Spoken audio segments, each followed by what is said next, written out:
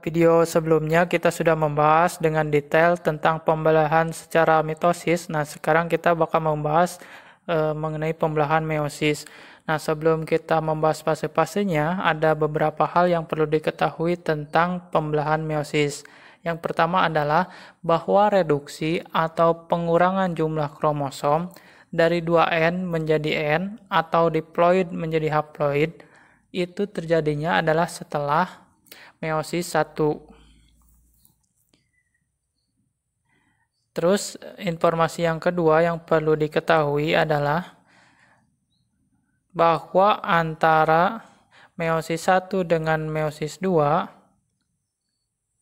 itu tidak terjadi tahapan interfase.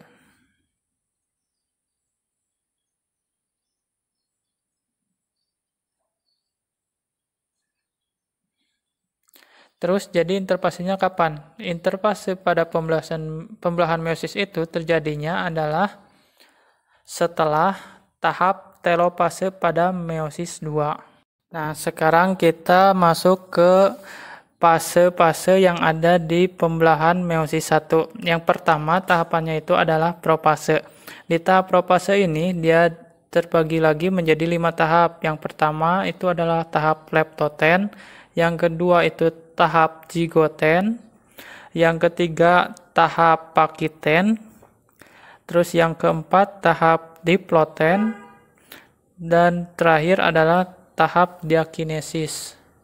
Nah, masing-masing tahapan ini mempunyai ciri-ciri sendiri. Kalau tahap leptoten, ciri-cirinya itu adalah adanya penebalan kromatin membentuk kromosom. Ini terjadi penebalan. Terus kalau yang zigoten, cirinya itu adalah kromosom yang bentuknya sama itu atau kromosom homolog disebutnya. Ini bakal berpasangan membentuk yang namanya bipalen atau sinapsis. Terus kalau yang pakiten, di sini terjadi duplikasi kromosom membentuk 2 kromatid. Nah, 2 kromatid ini bentuknya disebut istilah tetrad. Terus kalau yang diploten, cirinya adalah adanya atau terjadinya crossing over atau pindah silang antar 2 kromatid yang bersebelahan. Dan yang terakhir adalah diakinesis, cirinya itu adalah membran inti dan anak inti atau nukleolus itu mulai hilang. Terus cirinya yang kedua adalah berpindahnya sentriol atau bergeraknya sentriol ke arah kutub masing-masing. Oke, ini baru tahap yang profase pada meiosis 1 aja. Nah, kalau kita lihat di gambar, tahapan-tahapan yang terjadi pada profase meiosis 1 ini kayak gini. Jadi kalau tadi yang pertama leptoten itu adanya penebalan kromatin jadi kromosom. Nah, kromosom itu yang ini kan, yang bentuknya ungu ini. Nah, tadinya dia itu tidak begini, tapi tipis. Nah, ketika dia menebal, ini adalah proses yang leptoten. Terus tahap kedua setelah leptoten adalah zigoten, di mana zigoten itu adalah kromosom homolog, yaitu bentuk dan ukurannya sama berpasangan membentuk sinapsis atau bipalen. Nah, itu yang ini membentuk pasangannya. Kromosom yang ini sama yang ini. Ini yang zigoten. Terus tahap yang ketiga setelah zigoten adalah pakiten, di mana pakiten itu ciri-cirinya adalah adanya duplikasi adanya duplikasi 2 kromatid, yaitu yang ini berduplikasi dengan yang ini. Oke. Jadi membentuk struktur yang disebut istilah tetrad. Ini kan ada 4 kan? Nih 1, 2, 3, 4. Ini yang disebut dengan istilah tetrad. Ini ciri-ciri dari tahap pakiten. Terus tahap yang keempat itu adalah diploten. Diploiden itu ciri-cirinya terjadi crossing over, ini terjadinya di sini. Ini ya yang di lingkari ini adalah ciri-ciri yang terjadinya proses crossing over yang merupakan tahap diploiden pada propase meiosis 1. Terus yang terakhir diakinesis itu yang ditunjukkan pada gambar yang putus-putus ini. Ini adalah hilangnya anak inti atau nukleolus, terus membran intinya juga sudah hilang kan. Ini merupakan ciri dari diakinesis. Nah, ciri dari tahap diakinesis yang lain itu adalah bergeraknya sentriol ke kutub masing-masing. Kelihatan kan yang kuning ini? Ini sudah mulai bergerak ke kutubnya masing-masing. Itu adalah ciri dari diakinesis. Nah, dari gambar ini menunjukkan ke kita proses propase pada pembelahan meiosis 1. Nah, tahap selanjutnya setelah pakiten itu adalah tahap diploiden. Pada tahap diploiden ini cirinya adalah adanya terjadi peristiwa crossing over atau pindah silang, di mana proses pindah silang ini si materi genetik anak itu bakal beda dengan materi genetik induk.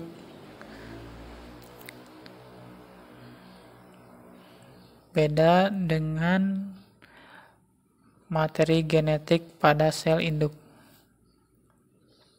Nah, contohnya misalnya kayak gini. Misalnya ada dua kromosom yang bersifat homolog dan berpasangan, di mana ini disebutnya dengan istilah bipalen. Yang satu ini yang dua. Yang satu ini gennya A besar sama B besar, terus alelnya A kecil dan B kecil. Terus si kromosom ini berduplikasi menjadi 4 kromatid nih.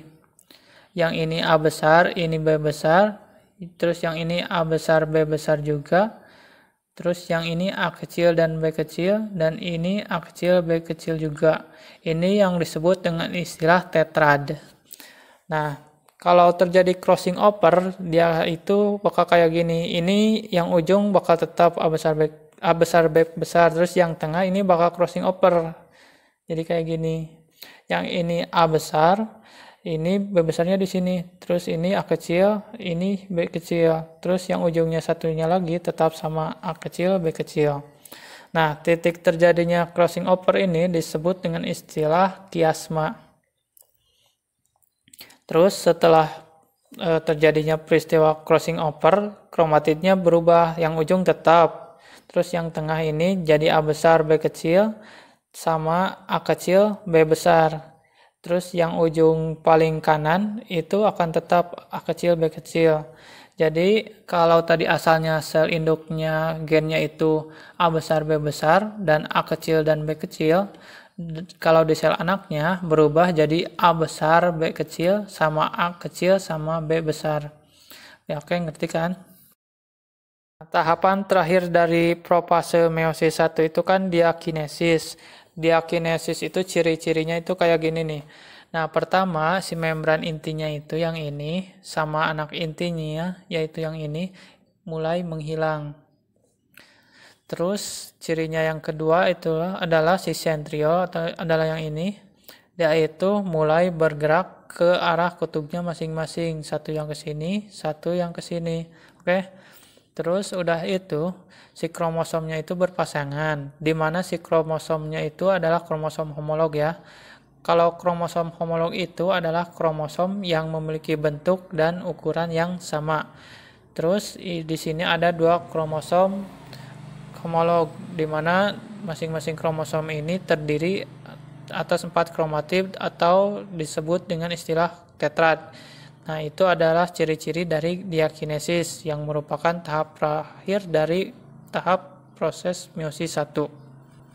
Nah, terus kelanjutan dari tahap propase meiosis 1 itu adalah tahap metafase meiosis 1. Di tahap metafase meiosis 1 ini, ciri-cirinya yang pertama adalah bahwa si kromosom itu berada di sejajar pada satu bidang yang disebut bidang ekuator. Terus ciri lainnya dari tahap metafase meiosis 1 ini adalah bahwa si kromosom ini yang berwarna biru, ungu, oranye, sama merah ya, dia terikat pada benang spindle. Nah, benang spindle itu yang ini nih, yang keluar dari sentriol. Oke. Jadi cirinya yang pertama, si kromosom sejajar pada bidang ekuator, terus yang kedua, si kromosom terikat pada benang-benang spindle. Nah, kelanjutan dari tahap metafase meiosis 1 itu adalah tahap anafase meiosis 1. Nah, kalau tahap anafase meiosis 1 itu gambarnya yang di bawah. Ini adalah tahap anafase meiosis 1. Nah, di tahap anafase meiosis 1 ini benang-benang spindle sudah mulai memendek, kelihatan kan? Benang spindlenya memendek, otomatis si kromosomnya akan terpisah. Jadi di tahap metafase meiosis 1, kromosom itu masih bersifat diploid atau 2N. Kalau di anafase udah bersifat haploid atau N, tapi kromatidnya itu belum terpisah secara sempurna, oke? Itu yang anafase meiosis 1. Karena kromatin itu terpisah secara sempurna pada tahap selanjutnya, yaitu pada tahap meiosis 2, oke? Tahap selanjutnya dari anafase meiosis 1 itu adalah tahap telopase meiosis 1. Gambarnya kira-kira seperti yang di bawah ini. Nah, jadi kromatid itu sudah ada di kutubnya masing-masing. Terus ciri lainnya, membran inti sama anak inti yang pada tahap sebelumnya itu hilang, mulai muncul kembali di tahap telopase. Terus supaya terbentuk dua sel dan masing-masing sel itu mempunyai satu inti, maka terjadi peristiwa pembagian atau pembelahan sitoplasma yang disebut dengan istilah sitokinesis. Itu kira-kira ciri dari telopase meiosis 1. Oke, masuk ke tahap selanjutnya, yaitu tahap pembelahan meiosis 2. Nah, di tahap pembelahan meiosis 2 ini, seperti tahap meiosis 1, dia ada propase, metafase, anafase, dan telopase. Nah, kita bakal bahas satu-satu mulai dari propase. Jadi untuk tahap propase pada pembelahan meiosis 2 itu, ciri-ciri yang pertama adalah terjadi penebalan kromatin membentuk kromosom, di mana kromosom pada propase meiosis 2 itu cuma terdiri dari 2 kromatid saja. Jadi dia bersifat haploid atau N. Oke. Nah, ciri dari tahap propase meiosis 2 yang kedua itu adalah tidak terjadinya peristiwa crossing over atau pindah silang. Kalau di propase meiosis 1 kan ada yang namanya peristiwa crossing over. Nah, kalau di propase meiosis 2 tidak ada peristiwa crossing over atau pindah silang. Kalau misalkan digambarkan itu misalkan kayak gini. Jadi membran inti dan anak inti muncul lagi tuh. Membran inti yang luar, terus anak inti yang di dalam.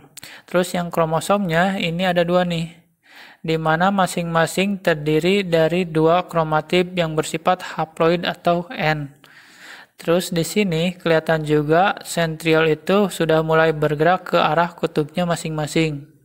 Itu merupakan ciri dari tahap propase pembelahan meiosis 2.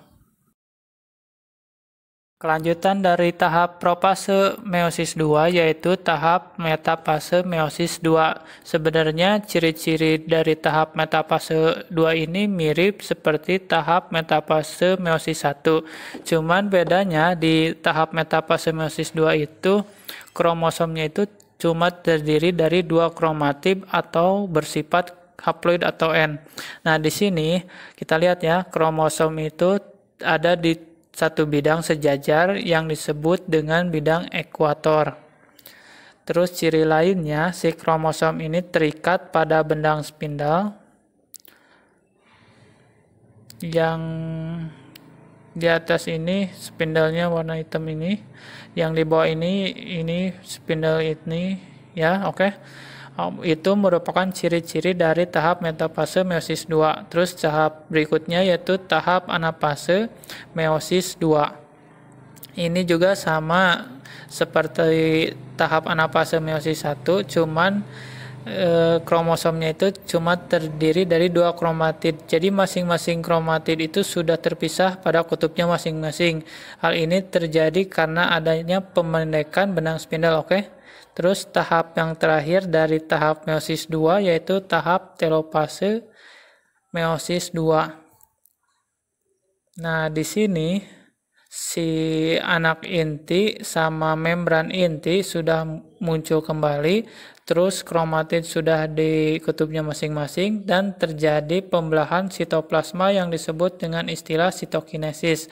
Hal ini terjadi supaya terbentuk 2 buah sel yang masing-masing sel itu memiliki 1 inti, oke?